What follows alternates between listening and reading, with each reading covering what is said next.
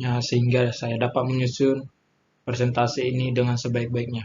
Izinkan saya memperkenalkan nama saya terlebih dahulu. Nama saya Daniel Junantis Tumpul. Presentasi saya ini yang berjudul Sistem Perpipaan pada Industri Pengolahan Kelapa Sawit, disusun dalam rangka memenuhi salah satu tugas mata pelajaran teknologi perpipaan yang diampu oleh Dr. Eng Muhammad Samsiro ST MT.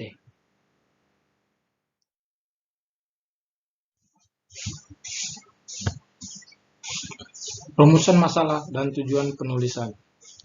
Analisa sistem perpipaan tidak hanya pada pipa-pipanya saja, tapi equipment dan flank juga dianalisa agar sesuai dengan standar yang digunakan dalam desain sistem perpipaan. Untuk mengetahui hal-hal yang perlu dipertimbangkan dalam perencanaan topik dan rancangan instalasi pabrik kelapa sawit, untuk mengetahui pengolahan kelapa sawit dan sistem perpipaan yang digunakan.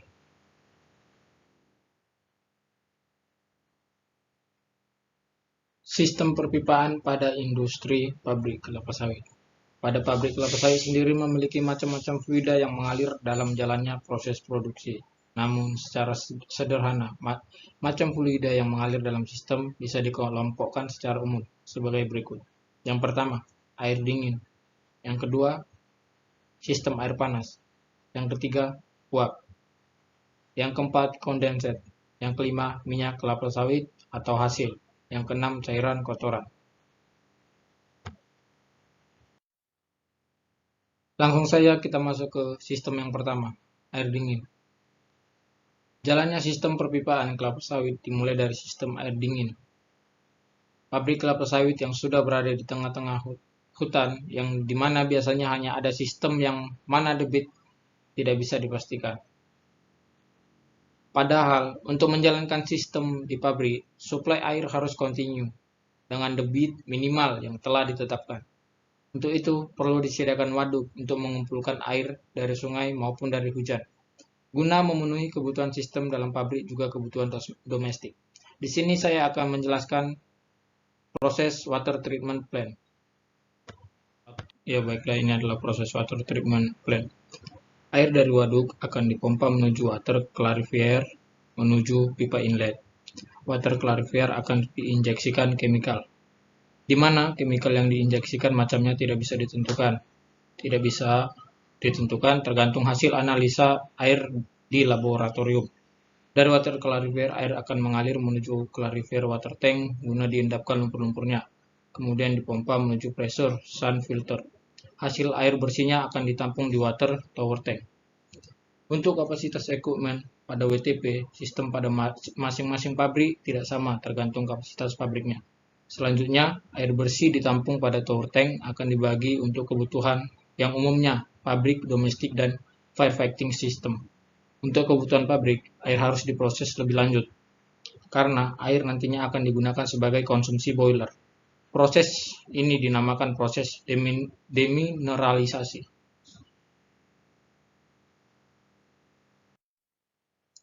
Baiklah, kita lanjut ke sistem yang kedua, air panas atau hot water. Air dingin yang sudah siap dikonsumsi oleh boiler sebelumnya harus diproses dulu, yaitu dipanaskan terlebih dahulu, untuk memudahkan proses perebusan pada boiler. Air bersih umpan boiler yang dihasilkan dari proses demin plant akan masuk ke BFWT. Di sini air akan dipanaskan dengan sistem injection atau sparger dari BPV. Air yang sudah panas akan dipompa menuju thermal deaerator, lalu kemudian dipompa menuju boiler. Sebelum masuk ke boiler, air harus diinjeksi chemical terlebih dahulu agar diperoleh air umpan sesuai dengan kebutuhan boiler. Mengkonversi energi air menjadi uap dengan cara dipanaskan pada sistem boiler. Dari boiler akan dihasilkan high pressure steam yang mana akan digunakan untuk memutar turbin. Baiklah, kita masuk ke sistem yang ketiga, yaitu sistem uap atau steam. Uap yang dihasilkan oleh boiler umumnya memiliki spesifikasi sebagai berikut. Tekanan uap 27 ton uap per jam. Tekanan kerja normalnya 25 kg per cm². Tekanan kerja maksimum mencapai 25 kg per cm². Dan suhu uap superheater 260 sampai 270 derajat Celcius. Agar bisa menggerakkan sudut-sudut turbin oleh steam turbin, uap akan diproses sehingga bisa menghasilkan energi listrik. Pastinya uap dari boiler akan masuk ke turbin, akan keluar lagi berupa uap sisa turbin. Namun spesifikasi uap akan turun karena efek tabrakan dengan sudut-sudut. Uap keluaran turbin akan berubah menjadi sebagai berikut. Dihasilkan tekanan uap keluar 3,5 kg per cm². Suhu air pendingin menjadi 30 derajat Celcius yang akan masuk ke boiler dan pressure valve dan akan dibagi untuk proses yang ada di pabrik. Dan uap dari sisa turbin yang masuk pada BPV akan dibagi untuk yang pertama proses klarifikasi, yang kedua proses KEMPA, yang ketiga proses sterilizer, yang keempat proses kernel, yang kelima proses feed water, yang keenam proses stroke tank. Sistem yang ketiga condensate. Pipa pada uap yang tertutup pasti akan mengalami proses kondensasi. Proses kondensasi ini menghasilkan fluida yang disebut kondensat. Sistem kondensat pada pabrik kelapa sawit secara umum adalah sebagai berikut. Sistem yang keempat adalah minyak kelapa sawit, hasil dari proses yang telah kita lalui. Sistem perpipaan minyak kelapa sawit sendiri memiliki jalur yang terpisah-pisah dari sistem perpipaan yang sudah disebutkan di atas. Pada perpipaan kelapa sawit dimulai dari yang pertama proses KEMPA, dilanjutkan dengan proses klarifikasi dan straight tank. Ini adalah gambar dari stasiun KEMPA. Di sini saya akan menjelaskan proses dari stasiun KEMPA tersebut. Buah sawit yang sudah ditebah atau threshing selanjutnya akan masuk ke digester. Di sini buah akan diaduk dan dicampurkan dengan air panas dan diinjeksi steam. Selanjutnya buah yang telah mixing akan masuk ke screw press dan ditekan dengan tekanan tertentu hingga mengeluarkan minyak dan ampas. Minyak yang keluar akan mengalir ke gutter atau talang dan disaring di vibrating screen separator. Minyak yang sudah disaring selanjutnya akan disebut dengan crude oil, yang mana akan terkumpul jadi satu di crude oil tank.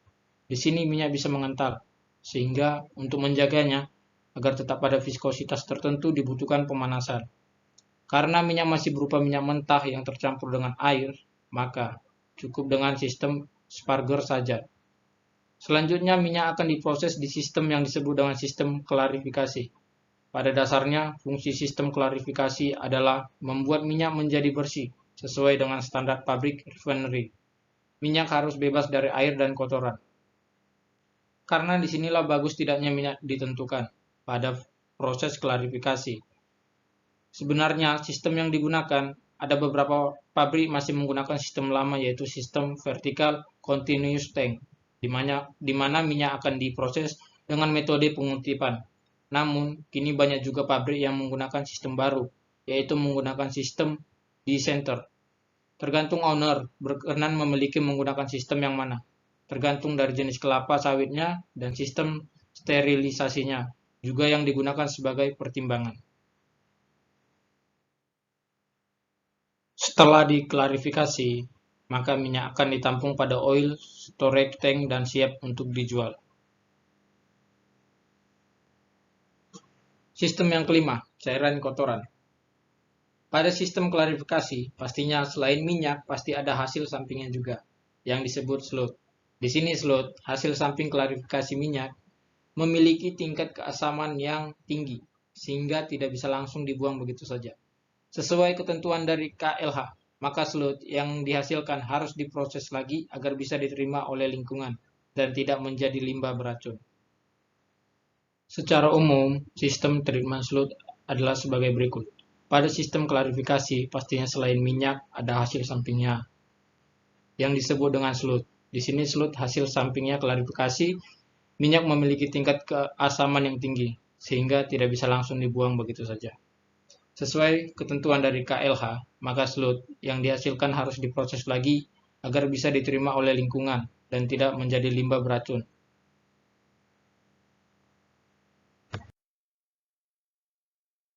Diagram blok aliran proses. Diagram blok aliran proses ini dibuat sesuai dengan kebutuhan yang ingin disampaikan. Ciri-ciri khusus untuk penggambaran ini adalah bentuk aliran proses yang ditunjukkan dengan blok-blok. Ini adalah bentuk aliran proses-proses dari sistem perpipaan pabrik kelapa sawit. Blok ini adalah menggambarkan suatu peralatan yang digunakan untuk bagian dari proses dan dapat juga menggambarkan unit proses. Kelengkapan gambar ini dapat juga diberikan kapasitas proses dalam setiap unit. Bentuk penggambaran ini dibuat sederhana, sesederhana mungkin, dan mudah dibaca dengan semua orang, dan bukan hanya berprofesi di teknik saja yang bisa mengerti. Hal yang penting pada penggambaran ini adalah input dan output, proses yang harus benar-benar jelas. Begitu juga arah panah yang menunjukkan arah proses jangan sampai salah.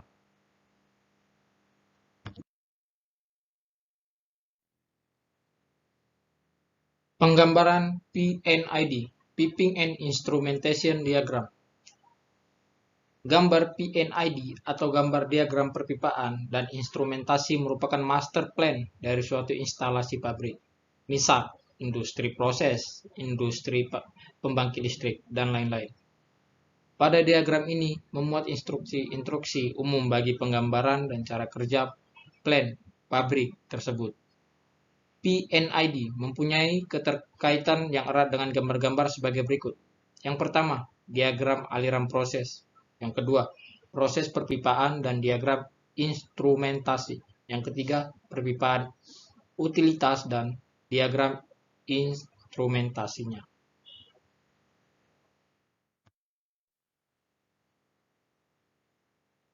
Dalam pelaksanaannya, penggambaran PNID tidak dapat digambar sekali jadi, tetapi harus ada interaksi antara pihak-pihak terkait. Insinyur bagian proses dari teknik kimia, insinyur mesin, orang instrumentasi, insinyur sipil, dan elektro, sehingga perlu adanya modifikasi gambar PNID yang berulang-ulang. Proses penggambaran PNID adalah sebagai berikut. Yang pertama, penggambaran PNID harus sesuai dengan diagram aliran proses. Yang kedua, harus mempunyai judul gambar. Yang ketiga, gambar harus lengkap mencakup seluruh informasi yang diperlukan. Yang keempat, proses penggambaran harus mendapat persetujuan dari unit proses atau unit PNID. Yang kelima, proses PNID harus diketahui dan disetujui oleh perencana proyek dan perencana proses. Yang keenam, penggambaran PNID harus menggunakan identifikasi, kode-kode, simbol-simbol, dan spesifikasi sesuai standar internasional. Yang ketujuh, sistem garis yang melintas, garis lain harus jelas. Yang kedelapan, penyusunan nama equipment seperti bejana tekan,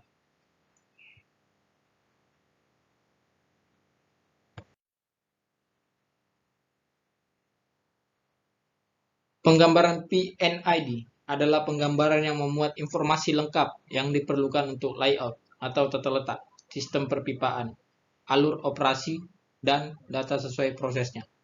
Berikut adalah diagram proses penggambaran PNID.